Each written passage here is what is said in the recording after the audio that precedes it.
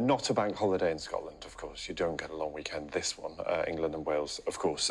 Now, the time, 15 minutes, 6:15. Millions of people living with type 2 diabetes in England, Wales and Northern Ireland could see the biggest shake-up of care in a decade, with new guidelines for more personalised treatment. Yeah, a test that lets people check their risk in minutes using a finger prick and a smartphone is being developed to help make detection quicker. Here's our reporter, Nikki Fox. We start by pricking your finger with a lancet. So we wait for a small blood droplet to form and add the blood to the vial. A test that could soon be sent through the post to diagnose the missing million, those who have diabetes but don't actually know it.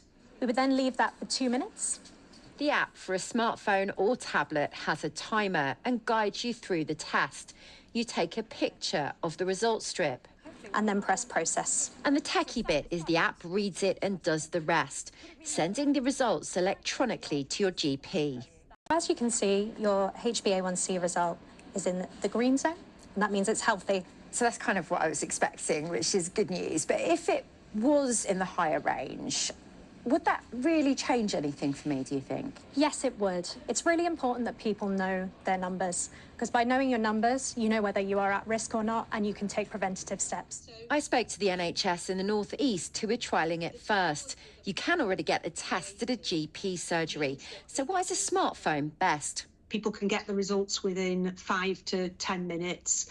And you can actually talk to them about what the results show, and perhaps even, if it's possible, give people treatment as well. So that's hugely time efficient and ultimately will save money.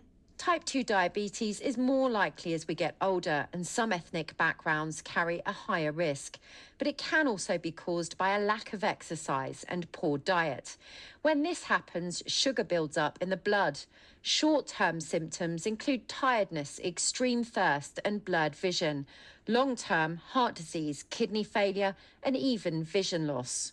The smartphone test hopes to diagnose more people like Patrick from Luton. He didn't know he was borderline diabetic until he was tested by a GP. He used the knowledge to turn his health around. An NHS programme helped lower his blood sugar. I just stuck to the meal plans that they gave me. It was a 3-month challenge. I had a choice of soups, shakes, and I continued to do the exercise, and that probably helped drop the weight even quicker.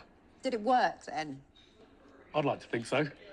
People are giving me positive comments. I lost over 4.5 stone, and I've managed to keep it almost all off. Yes, diabetes is in remission. I'm still getting checked all the time to make sure that it continues that way.